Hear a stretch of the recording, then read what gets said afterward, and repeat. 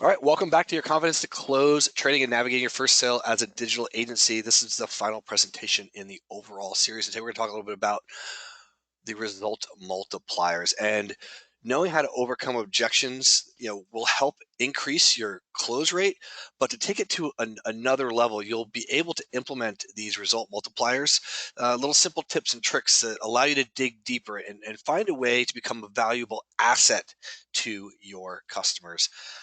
One of the things that helps us gain focus and have like the intensity when we're talking with somebody, especially in real time, person to person, face to face. And over the last decade, I've studied the art of mastering sales and marketing, from psychology papers to research data, and I continue to evaluate regularly what works and what doesn't. And a trick that I learned to use, one that a lot of people don't talk about, comes from the realm of acting and theater. And while I was never an actor, I learned this and picked this up from some training, where when you're face to face with somebody, you want to convey the intensity of your belief and sincerity. You basically simply focus your gaze on just their right eye, just one eye, right? And this is what actors do to convey the depth of whichever emotion they're expected to communicate at the moment. Now, you may not notice, but when we talk face to face with people, our eyes go back and forth between each eye. So pay attention to that. Notice that, right? Tonight, tomorrow, whatever, in your office with your family. And in addition to panning out to scan the entire face, to gauge for action and reaction. So we're looking back and forth between the eyes, we're scanning in and out. So it's natural. You probably never even noticed it, or when somebody's done it to you when they're talking to you. But not only does a wandering eye diffuse the strength of the message you're trying to convey, but by focusing on just one eye, the right eye, you're exhibiting a behavior that makes the person you're talking to pay closer attention to you, because it's not the norm. It's something that's really, really easy to do to help multiply and get that intensity across. And when you see that a prospect is not paying attention to you, you need to get their attention, right? You need to have that quick attention grabber. If they're not paying attention to you, or the words that you're saying, you just need to reset them. You can tell they need to be reset if they became focused on something else, they're not making contact, or generally distracted and withdrawn. I even do this in my staff in the office. I can tell when they're no longer paying full attention. And an easy way to accomplish this is to point something out that you want them to see, an image in your presentation or a line on your paperwork, and then just wait until they look. You force them to look at what you're doing or what you're paying attention to right there. Now, this works one on one or when speaking in front of groups, right? The prospect will notice a change in the room and seek that out.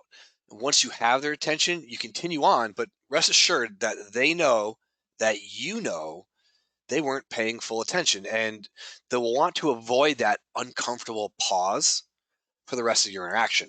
So saying in front of the room, like a training or teacher type scenario, if you notice, you need to stop and get them to pause and just look at them, and they'll pay attention, and they'll try to avoid that moving forward. Human behavior is largely predictable in regards to how we protect ourselves from pain and discomfort. And there isn't a whole lot of conscious thought that goes into this most of the time. Each of us has learned that pain sucks, and there are things that precipitate pain that we want to avoid.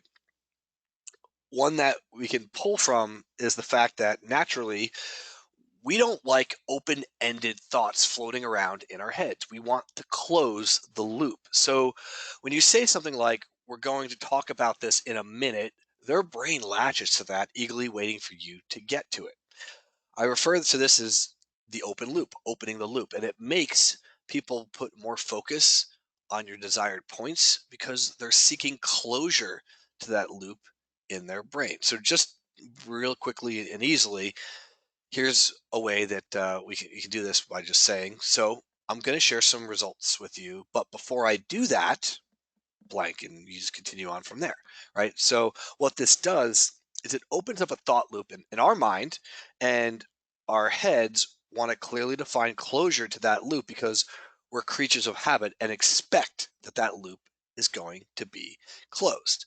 And when you position yourself with all of this so that you are properly set up to your future client as the subject matter expert instead of just a salesperson, you're able to go into a situation with a consultant frame of mind instead of a salesperson frame of mind. You're looking there to be a partner with them in success, not looking to sell them just a product or service. So you want to be consultant minded in this case. So the confidence to close and having that confidence is more powerful when the prospect sees you as an authority that can help them at that consultant level as a trusted advisor or source of specific expertise. It is not a difficult thing to convince someone that you know the right product or service to get them where they want to be when you're aligned with them and they understand that you're there to help their business, not just pitch them something. You set yourself up as the go-to problem solver. And this is the easiest thing to do with referrals, right? Working with a consultant who comes referred means someone they know and trust the opinion of thought highly enough of you and your product to share their experience, which makes you an authority on the matter in your prospect eyes before you even get there. Your reputation precedes you. You are the subject matter expert simply because you were introduced via third party recommendation, positioning you in advance as someone to consult on this matter. You don't call these prospects or set them up in advance. The referrer appointment setter serves as your authority filter who has set you up with as the expert on the topic with a person you know already desires your product or service. So it's easy for you to come in helping them with their business and coming with a position of authority. Now, it isn't possible to close 100% of the time. So there's going to be times where you get a no, right? And you want to borrow a little time. So one way to handle that is to give the person permission to say no, and then help them reframe it. So here's a good example, a little role play for a customer says, no, this might not be for me. And for me, I would say, I hear you, but if I could show you a way to enhance your online marketing that would perpetually bring in more business, increase leads, and boost your profits, is there any reason why you would not want to hear about it?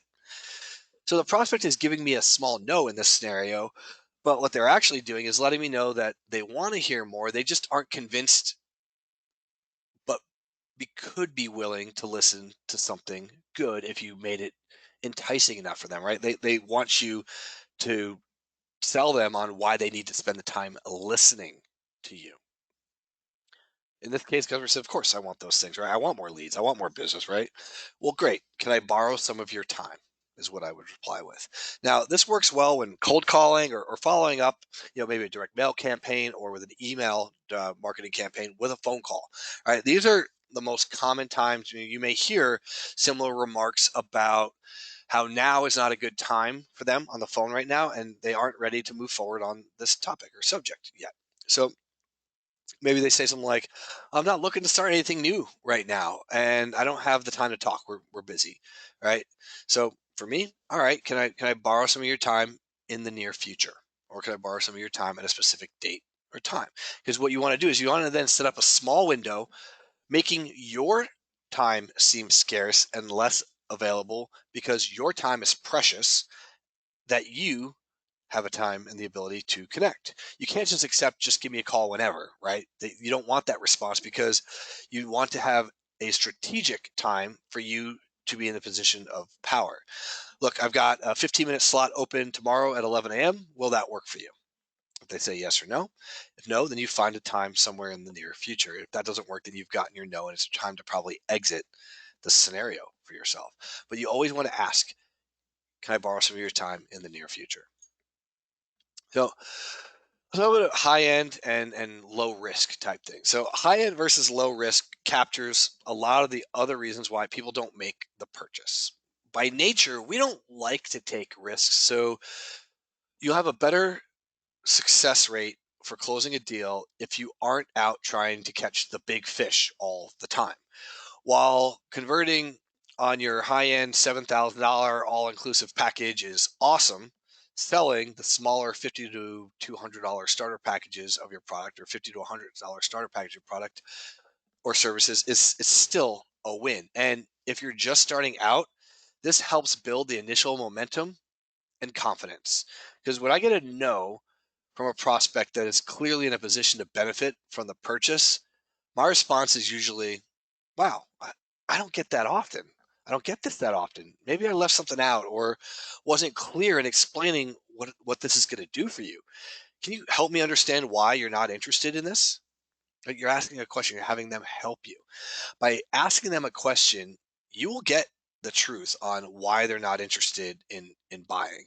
Now, with their response in mind, you have an opportunity to overcome that objection and better present your product. Okay, I can see what you're saying. Would you allow me just a few minutes to clarify this for you?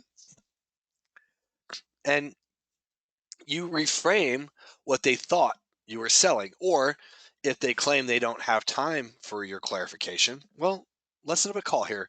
Or can I send you or leave you some information here and make sure you see all the benefits, and I'll follow up with you on Tuesday? Can you commit to Tuesday the 5th at, say, 2 p.m.? I'll either give you a call or stop by. Will that work?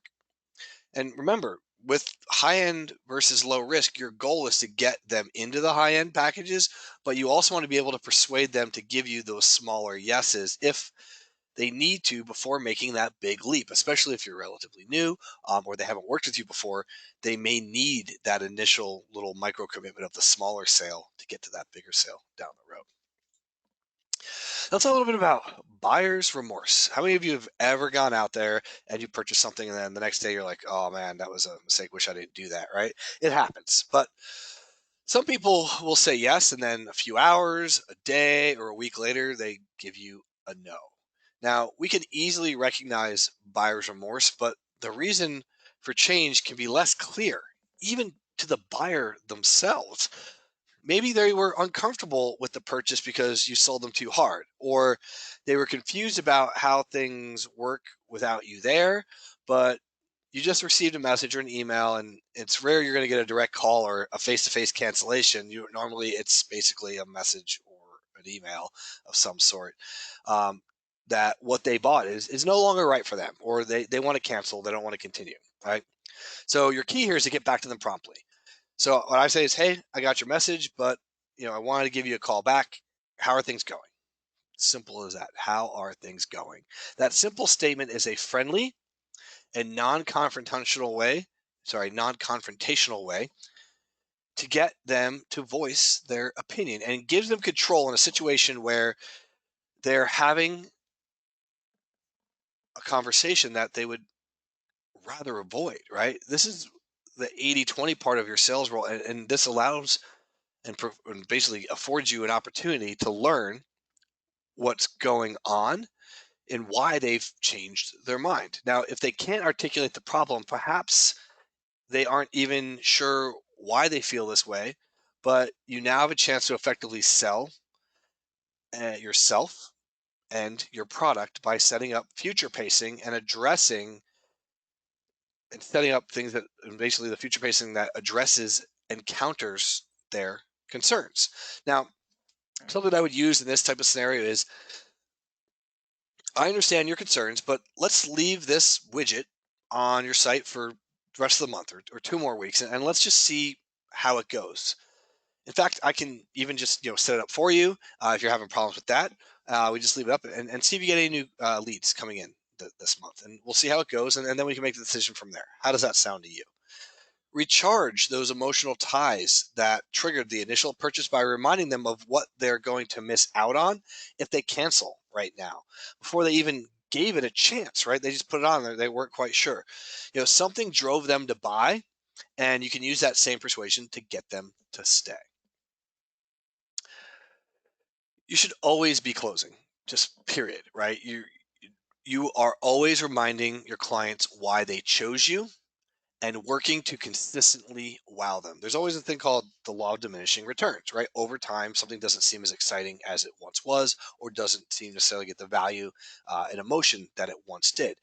So what that entails is conducting monthly follow-ups in the office and on the phone, and show some love to your customers and your clients, and give them that personal contact and communication that builds a strong bond that leads them to referrals and long-term customer retention.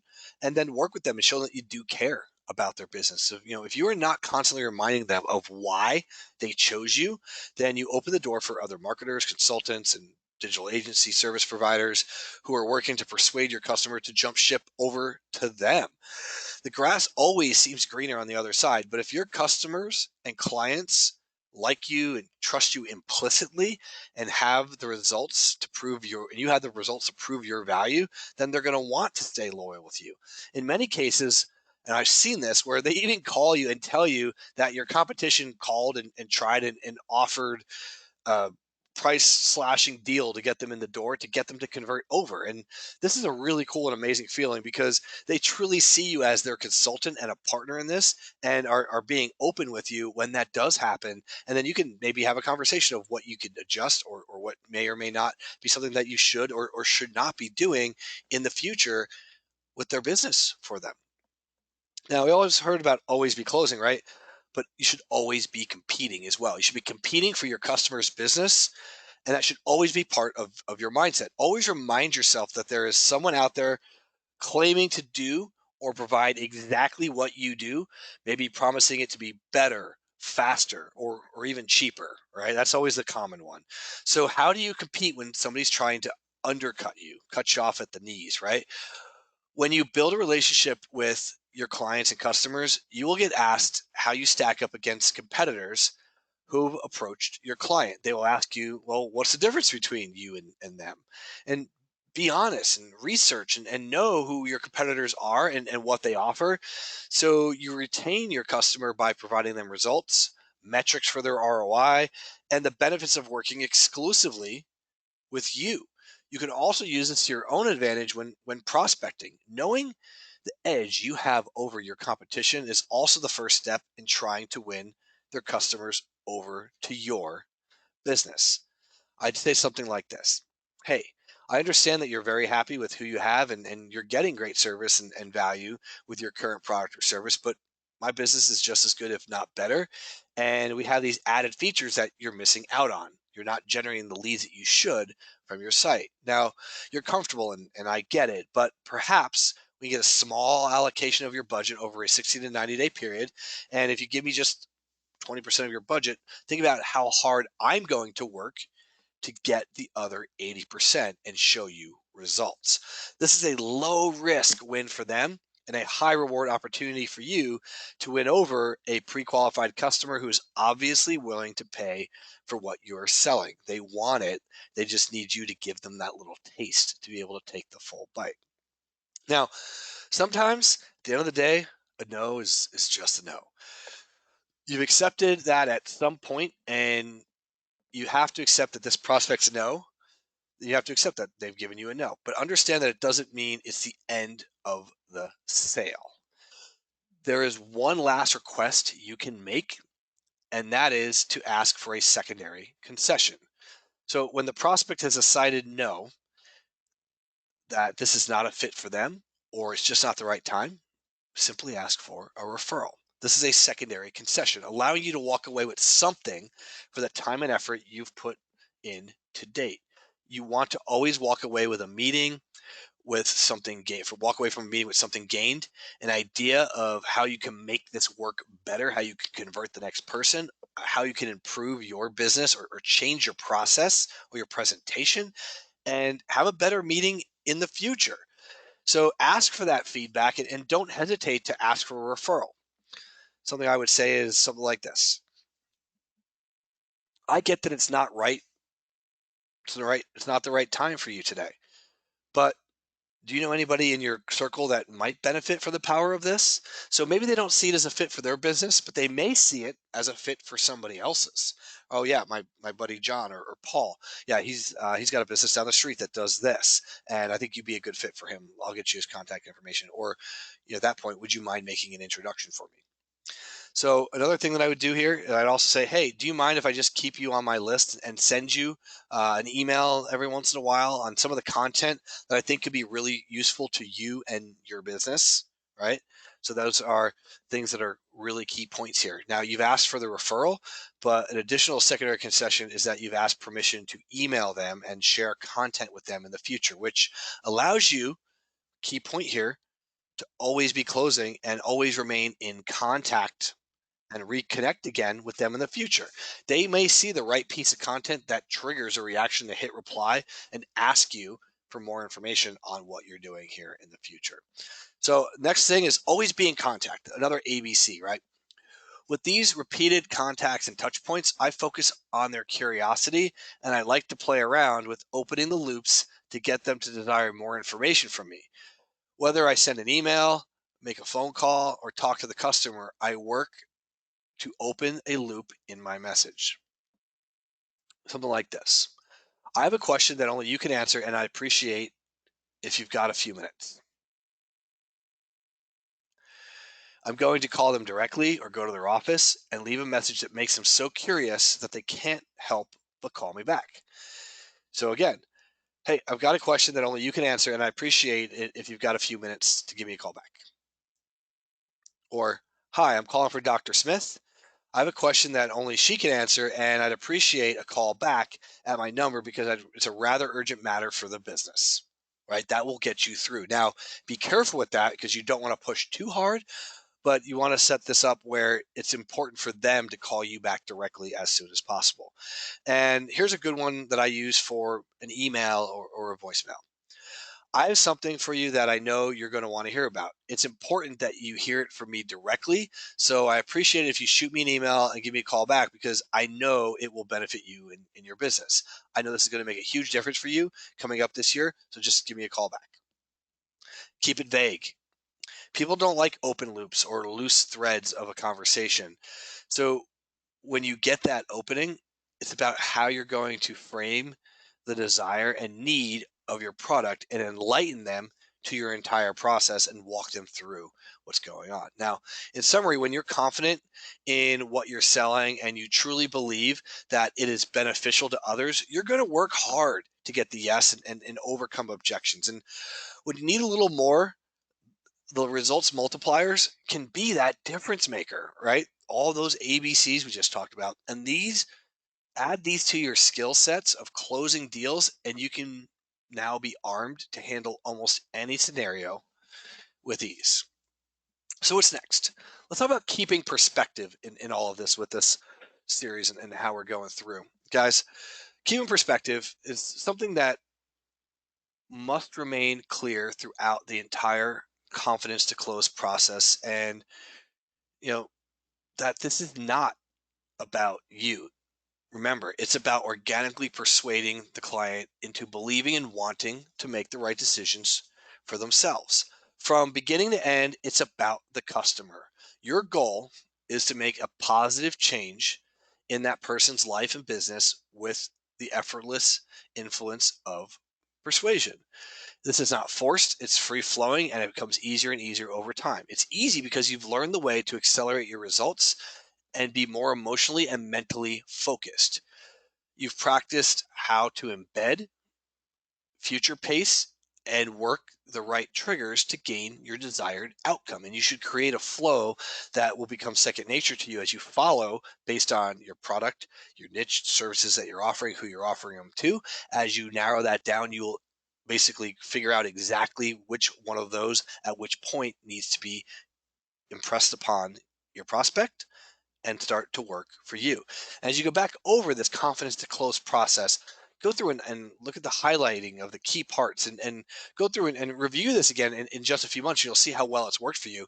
And remember, it's all about keeping perspective. So I want to give you guys a short story on perspective. And to illustrate this, I'm going to share a quick little story about a Sunday morning with myself and my daughter several years ago. I was spending the morning with my daughter, and we were out running some errands, and a series of unfortunate events that could have changed an otherwise pleasant day into something bad basically depending on my perspective and reaction to those events.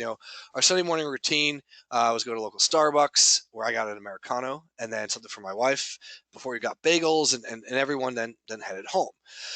We'd eat and maybe play some golf, hang out playing games, or in the summer go swimming in the pool, or doing something my daughter loves. But on this day, in the course of about 30 minutes, basically anything that could go wrong seemed to be doing just that. I went to get my coffee and I noticed there's a new person on the machine. And later, when I got home, I noticed it was way too late, but my coffee and everybody's drinks tasted really, really funny. They were way off. The coffee run's done, so took my daughter to the bagel shop and taking extra care to make sure we ordered things the exact way that we want. And as we're waiting in line, I see an email on my phone that's gone out from one of my partners promoting one of our products, and it was linked to a web page that wasn't even live yet. So this is the weekend. We're not even working. Something's already out. They're mailing the wrong day, right? And this is just one of those all things go wrong within 30 minutes. Everything comes tumbling down. And it wasn't the end of the world, but for a lot of people, it has the potential to rile you up and get you into a tailspin. But instead, I immediately went into like a solution based mode. I called my business partner, let him know what happened. I told the person that I was working with and that I was on my way home and I would fix it. I got home with my daughter and our bagels and fixed the link, and that problem was solved. Because I know my business, I know my products and how everything works. I was able to do that fix myself because I can step in and I train my staff, but I was able to then step in and take care of something. And one of the key factors in keeping things in perspective is having a certain level of self-sufficiency in what you do. So you don't need to be able to do everything, but you need to be able to have a deep understanding of your business and what you're selling, who to call, how to make things happen. And, what happens at Sunday morning at 9:30 in the morning when there's no one that you can reach because everybody's out. So another cloud in my beautiful Sunday morning routine was that my email account, sent early as well. So apparently the time was off on when the page was supposed to go live. So, we were automatically mailing and had to, instead of flipping out, we just dealt with it, found a solution, and were flexible with it, and the crisis was averted. Now I go back to our breakfast, and I found that instead of getting my everything bagel the way I wanted, I got some, weird, not so what I ordered a bagel that was kind of inedible compared to me, and it was just like kind of one more thing wrong. And I tried to then take a sip of my coffee, and oh my lord, the coffee was like way off. It was just like one thing after another, right? So instead of letting it ruin the day, just remind myself, look, I'm lucky. Keep this in perspective to spend the day that I have right now with my family. I've got an amazing family, child, we're just hanging out, and it's far from the worst day ever. I don't need to throw a temper tantrum over this. And you know it was this morning that I took the opportunity to teach my daughter and show her that even when things all go wrong and it's hell in a handbasket, you can still see the positive and find the solution and just make it right. And you got to live the example that most things just aren't that big of a deal. So they have a solution to it. So together, basically, we had fixed the link, got home, went back to Starbucks and explained and calmly waited in line with now two now cold cups of coffee. And we go often enough that I was a familiar face there at the time, and they know I was in earlier. I explained to them the problem, and we just got new drinks and complimentary coffee for the future, all without yelling or demanding that something happened to the new girl that was there. Right? I could say it was almost friendly in correcting their mistake, and on a day it could have been far the other way because I had other things that were going on. It was stressful, right?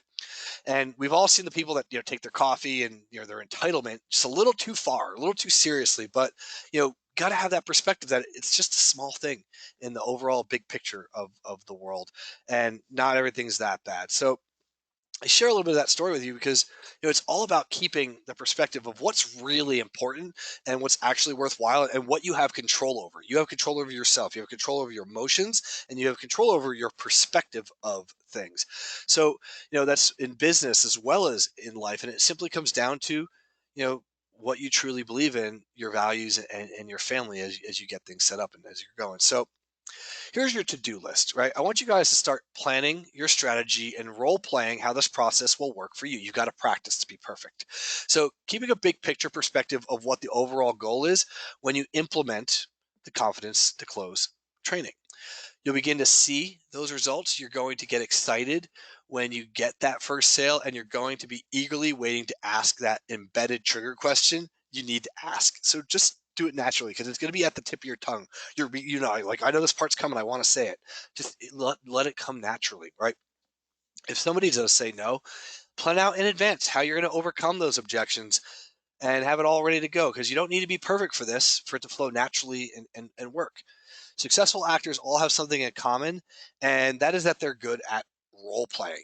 They're exhaustive about rehearsing and working their script over and over again, mindful of desired emotion and reaction that they're meant to evoke, right? So you need to do the same thing. Customize your statements and role play to test and hone your skills. When my work calls me to be a presenter or a consultant, I role play, whether I am working a conference or conducting briefings like I did when I was back in the military.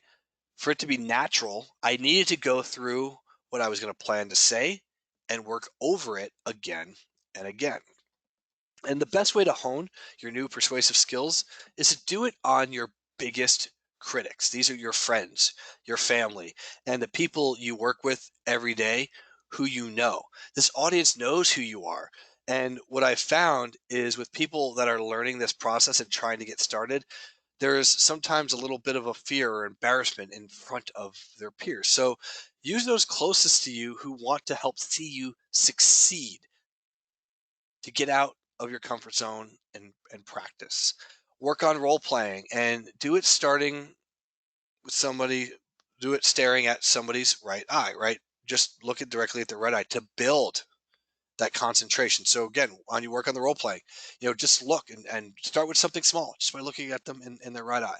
Try the pen distraction trick and see if it works on somebody that you know. Don't tell them what you're going to do. Just do it and see what happens. And if it works later on, tell them what you just did in that and ask them what did they think about, or did they even notice that you had reframed something, or that you'd pointed something out, or you'd given them a small concession, just to get that overall understanding of feeling of how it works for them. So, in summary, find another salesman, business partner, or mentor that you can team up with. Find somebody that is going to hold you accountable, because to be successful, you need to take action and ask yourself these questions and really self evaluate. Are you a doer? Are you really willing to implement this and make it work? And are you a dreamer like most consumers? Now, if you're a doer and you're willing to implement, you're going to see success. And decide if you are a dreamer or a doer, because if you're a doer, understand that money is attracted to motion.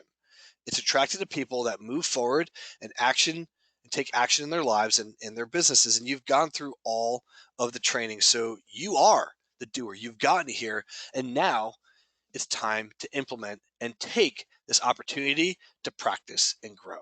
So I'd like to thank you for joining us in this series. Go back and watch it again in a couple weeks or a couple months, or as need be for specific parts, and go through. And this is truly a sales masterclass series for you guys, with the confidence to close, to be able to go out there and go through everything. And you've just finished this up. So congratulations to you, yourself, and your business. Take this opportunity to make yourself better, your business better, your life and your family better as well. I'll talk to you real soon.